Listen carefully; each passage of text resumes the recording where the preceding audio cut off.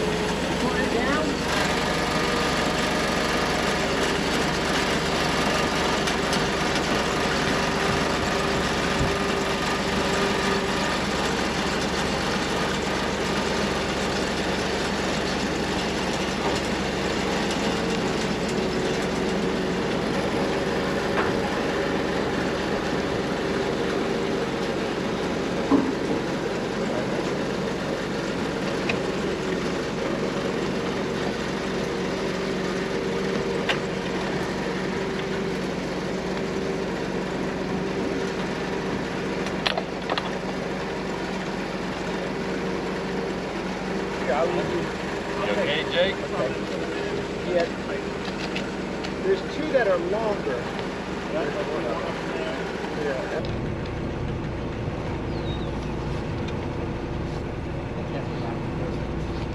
You might be turning up some mud this morning. I tried to get it down. Stripped out.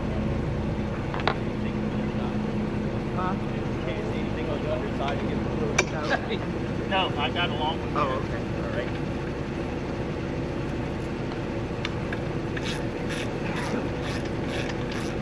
Not as big.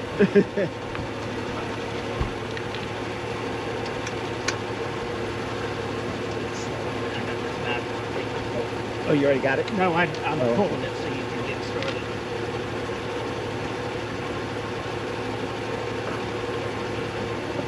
Oh, got it.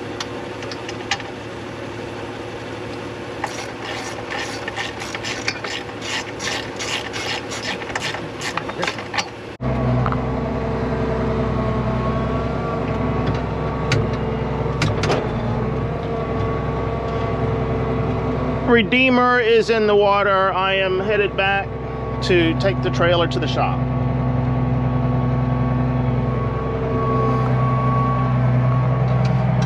And then my job is done here. It is March 10th. I think I can take snowplows off and be safe for this season, but who knows? I've got all of them off of here now. This was the last one. I was hoping I could hook on to my sprayer and spray some weeds. Yep, that's not going to happen. It is still too wet to get out in that field. I am flying out tomorrow evening, Wednesday, March 11th, and I'm headed overseas to Finland to visit my best friend over there. And I will not be back until next Monday. I was hoping that I could get this weed sprayed before I left, but nope, not happening. And rain is coming in tomorrow, and then Thursday we're supposed to get a whole bunch. So I guess it'll have to happen when I come back. We'll see how dry it is then. It has greened up and it is really looking nice, but I need to get out there with some Harmony and spray the weeds and the grass that is out there. And I would like to put a little bit more nitrogen on it as well, so it will keep on growing. I did get a load of nitrogen last week. My God, hasn't that stuff gone up? 400 and... man, what was it? $430 a ton, I think it was. It was almost $10,000 for the load. Just crazy. But the good news is soybeans have gone up, and so has corn. And so I think I'll wait 2 more months before I sell it. That way it'll go back down. No need to sell it when it is up, right? Just wait for it to go back down and then get rid of it. One of the projects I have going on is turning the cutting edge around on this bucket here, because the backside had worn down to nothing, but the front side is still a new cutting edge on this side. So I said, that's no problem to turn it around. It's got like 10 bolts on there. I thought they were the bolts with the square head on the bottom to hold them from turning. Put the impact on there, spun it, it started spinning. I said, man, this is too easy. No, that's not the kind of bolt it is. It has a hex head on it. So I needed to get a hex, one of those hex keys to put on here to hold it. Well, that was difficult because these bolts are worn out. And so the depth of these, there's not a lot of depth there. So I only got 4 of them off. I had to cut the other 6 off. So I decided I need new bolts to put on there on the new cutting edge. Well, guess what? These are Caterpillar specific bolts. That is a Caterpillar bucket on there. You can see the name stamped right in the side there. It's just what was on the machine. Well, when I bought the machine, I told the guy I wanted a bucket to go on it. This is what they had around there, and that's what they threw on there. Well, it's difficult to find these bolts. I don't know where our closest Caterpillar dealer is. It's at least an hour away, I would say. Maybe longer than that. I don't know. I had a friend that went north over the weekend. He looked for me. He couldn't find any. So I've ended up ordering them from eBay. So I guess they will be here by the time I get back next week, and I can get that squared away. Nothing is ever easy, is it? And I did get a new sunroof on here. A new piece of plexiglass here. So I don't know if I mentioned it in one of those storms that we had. I think it was that ice storm that we had. The driver I had in here was complaining about getting wet. The seal had a leak in it. It had started to go bad. So we were getting a lot of rain and freezing rain with that snow, or with that storm, very little snow. So that water was just going inside and dripping right on him. And I've been wanting to, for a good while, to put a new piece of plexiglass on there, because that other one was just so scratched up that you couldn't see anything out of it. What did I do with the old one? Oh, I put it up on the shelf, I believe. Yeah, I see it up on the shelf. I'm not climbing up there to get it down, but you just could not see anything out of it. So a new glass on there, new seal, so that should stop the leaking on that. I have taken plows off of my trucks. I'm still leaving spreaders on until I get back from this trip. As I'm looking at the forecast next week, although it's probably changed again, looks like there was a chance of some frozen mix the day after I got back. Today it's pretty warm. It is 75 degrees. This is the second day in a row that it has been 75 degrees. Next Tuesday, a high only near 40 degrees, low in the upper 20s. They've taken the frozen mix out of the forecast for now. Another warm day tomorrow in the mid 70s, and then cooling off a little bit for Thursday in the 60s, Friday 50s, Saturday 50s, Sunday 50s. But where I'm going, outside of Helsinki, let's see, I'll get there Thursday, high temperature around 41 degrees, 70% chance of rain, a low of 32. I think this is Fahrenheit numbers. Friday, partly cloudy, 44, 40 at night. Saturday, mostly cloudy, chance of rain, 47. Sunday, chance of rain, 45. So that weather's not too bad there. I can deal with that. And then I'm going to Reykjavik on the way back and staying there one night. That'll be Sunday. Of course, frozen mix, 38 degrees on Sunday. And then Monday when I fly out of there, 37, 40% chance of snow. All right. That's the weather I'm going into. I better put it back to my location, or else I'll get up tomorrow and look at the temperature on here and say, whoa, 30 degrees, I'm not going outside today. So yes, I will wait until I get back before we take the spreaders off of here. I did fix the wiring harness on here. I got a new pigtail to go into this end. This side was burned up.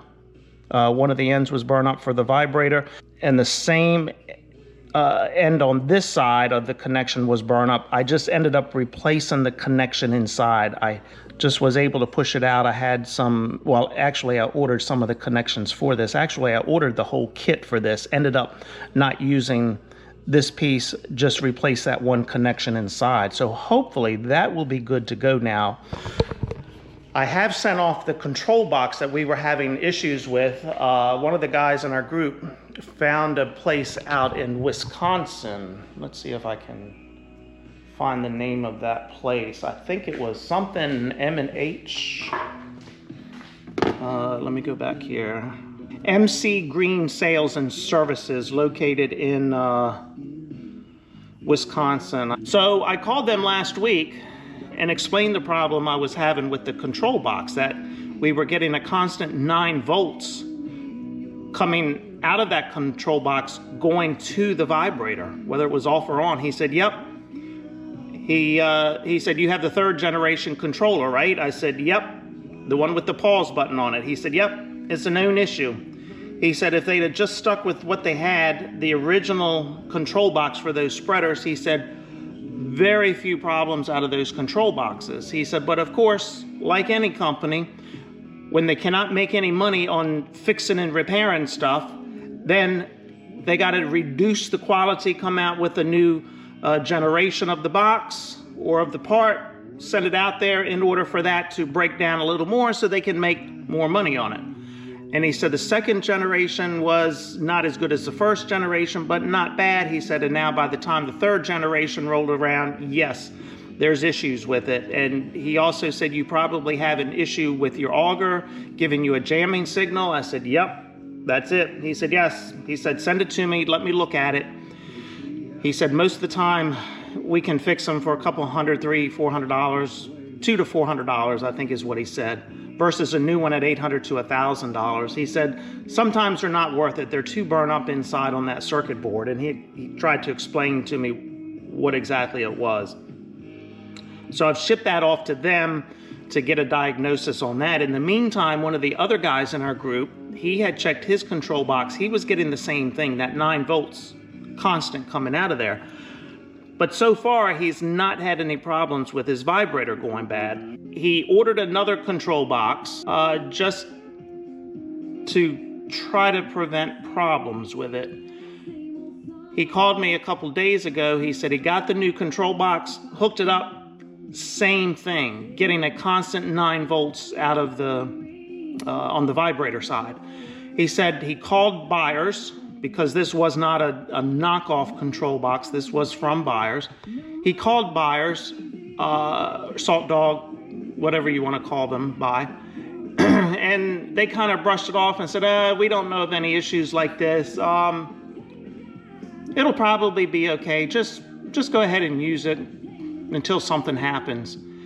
He wasn't pleased with that answer. I think they told him to do, they did tell him to do one thing first, to disconnect the negative terminal from the battery and go to ground instead of going directly to battery. Well, the directions tell you when you hook these things up to connect the negative to the negative terminal on the battery, don't go to ground.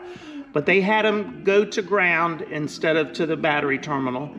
And he said that did not make a difference. So when he called them back to tell them that, they were clueless on to what was going on. But yet I called this guy who works on these things, and he said it's a known issue. So did this guy just not get in touch with the right person at Salt Dog or Buyers that knows about this issue, or are they playing dumb and they don't want to admit that they have a problem, that, you know, he bought this new off the shelf, still in the box, pulls it out of the box, and it's that way, and they seem to think it's not going to be a problem? No, as the sale or the repair guy told me, yes, it will burn up your vibrators. It will burn up the brushes in those vibrators by having not enough voltage to actually run it, but enough to keep it hot or charged all the time. So, gosh, what the hell? These companies, you know, why can't they understand that when you have a good product, you make money in the long run? Because if I have a good experience with your product, I tell my buddies, they go out and buy your product from new, and you get the sales that way with the new product. But I guess there's more money in parts. I don't know, because now if I tell a friend if they're looking for a salt spreader, I'm going to say, here's the issues I've had with mine. Maybe you want to try another vendor, another manufacturer for these. I don't get the mentality of these manufacturers and why they have to screw up something good. Well, it's all about the bottom line and the shareholders, I guess. I don't know if Salt Dog is a publicly traded company or not. I'd have to look that up. I'm not sure, but I would rather have a reputation for having good quality stuff versus stuff that I need to repair every year or every couple of years. I don't know. Somebody was just telling me, was it yesterday or the day before, that John Deere used to be the #1 tractor manufacturer in the United States, but apparently Kubota has taken over that position now for sales, tractor sales in the U.S., and that's because Kubota has a far superior product to John Deere. John Deere started taking their manufacturing overseas and their quality dropped. Well, they were trying to get a product out there that was the Walmart brand, that the Walmart customer could afford, thinking, oh, I'm buying a John Deere tractor. I've really got something. No, you don't. That John Deere was made in Mexico, and so you got shit. You should have gone to Walmart and just got the Walmart brand tractor. So yeah, I understand that. I guess Kubota at some point will probably outsource their manufacturing. Maybe they already have. I have looked at some of their tractors. Some are made in Japan, and I think some are made in Italy. I don't know enough about them, but I know years ago, back in the 80s, the first Kubota that I was aware of, my grandfather had purchased, and that thing took a lot of abuse, and it ran forever with very little work that needed to be done to it. It was an amazing tractor. Yeah, manufacturers should figure it out, but it's a throwaway society anymore. When it breaks, you throw it away, you don't fix it, and you buy new, and it's just aggravating. I don't like it, but what can I do about it? I did have a friend go north today. I didn't have time to get up to the fertilizer dealer. It's a 45-minute drive, so I had someone I heard was going that way today. I said, hey, can you stop by and pick up some chemicals for me? So he's brought the chemicals here. I've got some Harmony to put on my wheat, some of the surfactant that I need to add to the tank. So once I get back, I'll have what I need, and we can get this wheat sprayed. Let's walk over here and look at it. Yeah, this is the stuff I've got to come in and spray to get rid of this stuff. And if there's any onions out here, that's the main thing, is the onions, like right here. That right there, we have to get rid of that, because if you allow that to grow and get that onion bulb on the top of it, garlic bulb, whatever you want to call it, and then it gets into the sample, that's where you start losing money on they start cutting your price per bushel, cents per bushel for every garlic bulb they find. So we've got to get rid of that. But we've got some nice tiller in here. Looks good. We just got to get the grass, weeds, and onions out of here. But I'm pleased with how it's greened up here and how it's looking. Okay, not a lot here going on. Don't know what I've got to do tomorrow. I do have to put an order in before I leave at the store. Just got some touch-up things to do around the store, around here, around the house, before I fly out tomorrow. I've got to leave the house about 3:30, I guess, to head to the airport. I am starting to hear, because of the lack of funding for DHS, that security lines are starting to get long at the airports. I did check the airport that I'm flying out of. I checked that last night at about the time that I'm flying out tomorrow night. And according to their website, the security wait times were only 1 to 2 minutes, so that's not bad. But there were some airports over the weekend I was reading that were 3-hour wait times for security. And that could cause a person to miss their flight, because we've gotten so used to showing up an hour before your flight or 90 minutes before your flight, zipping right through the security and getting right on your flight. And yeah, a 3-hour wait, you're missing your flight. I do have TSA pre-check, and I have global entry. And there was talk of, because of this lack of funding for DHS and TSA, that they were going to get rid of the TSA lines. When we came back from our cruise last month, that was the first weekend that TSA supposedly was supposed to start shutting down their pre-check lines. When we got to West Palm Beach, that's the airport we flew out of, their TSA pre-check lines were still open. So we were able to breeze right through them. I'm not concerned about the pre-check as much as the global entry. That global entry is a huge help when you're coming back into the country. Usually the lines for customs, you know, zigzags all through the stanchions, the belts and all of that, and you just keep zigzagging through there.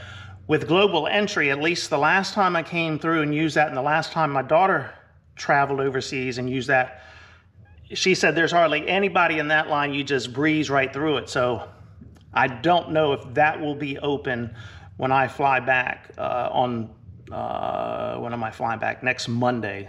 I'm hoping it will be, just so I don't have to wait in that line after a transatlantic flight. Okay, I am going to wrap this one up, and I guess I'll see you on the other side when I get back. I don't plan on really filming a whole lot while I'm over there. I'm going over to see my friend and his family. I don't think we're going out to do any sightseeing. I don't think that's the plan anyway. Maybe a little bit in Iceland. When I spend the night there, I'll have about 23 hours in Iceland. I am renting a car, so maybe I'll get a little bit of video footage there. But otherwise, it'll be when I get back before the next video comes out, with hopefully getting into the fields and doing some actual farm work. We'll see. All right, I'm wrapping it up, and I'm going to say, see ya!